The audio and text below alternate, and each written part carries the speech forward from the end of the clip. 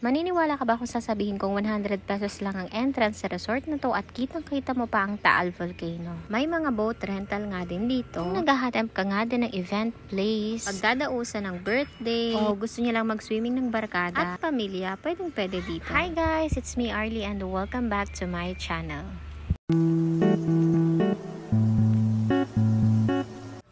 Ang resort nga pala na ito ay ang Island Dreamer Resort na located sa Caloocan, Talisay, Batangas. Actually, bagong resort lang ito dito. Hindi din ganun kalaki yung space pero na-maximize nila at sobrang ganda sa loob. At kung may mga dala nga kayong sasakyan, hindi na ninyo kailangang mamroblema dahil meron namang parking slot para sa mga customers nila. Ang day tour nga pala nila dito ay from 8 AM to 5 PM. For adult, 100 pesos lang. Pero kung gusto nyo ng may pool access, 150 pesos.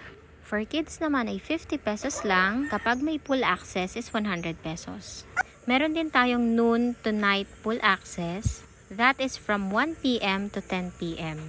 For adult is 250 pesos at for kids naman ay 150 pesos. Hanga nga din ako kasi kahit napakadaming pumapasok at lumalabas sa resort, ay napapanatili nila yung kalinisan nito. Wala kang basta-basta makikitang kalat sa paligid. Yung kinuha nga namin ay yung side pavilion. Katapat siya nitong swimming pool kasi masyado kaming madami. So I suggest na kung madami kayong magkakasama, go na kayo kay side pavilion. Kita nga din namin itong taas.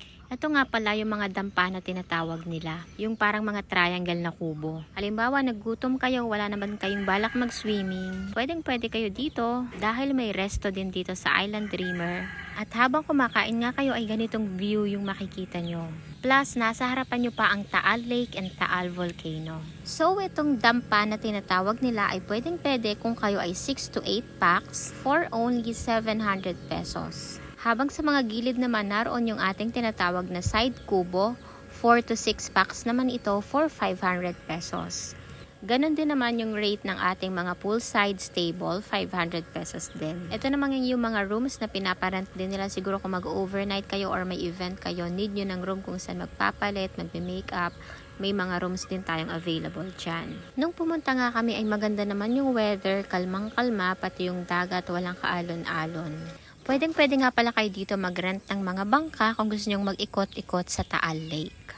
Yung side pavilion naman sa tabi ng swimming pool ay 10 to 20 packs for only 1,000 pesos. Sobrang laki na ng space nyo.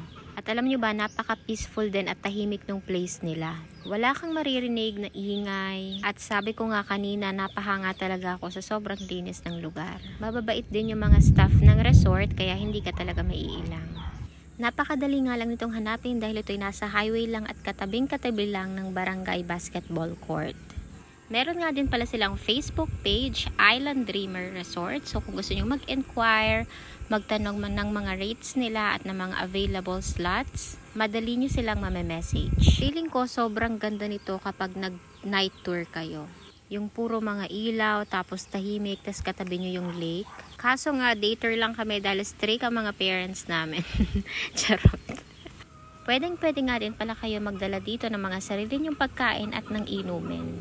Pwede din yung mga alcoholic drinks, basta drink responsibly, lalo na at wala tayo sa mga sarili-sarili nating bahay para hindi din tayo nakakaabala sa mga kasamahan natin o kasabayan natin doon sa resort. Kung manggagaling naman kayo sa Tagaytay at bababa kayo ng Ligaya Drive, napakabilis nyo lang makakarating dito. Ilang minuto lang, narito na kayo. And I hope may naitulong na naman ako at may naidagdag na naman kayo dyan sa inyong mga bucket lists. Hanggang dito na lang muna. See you on my next one. Bye!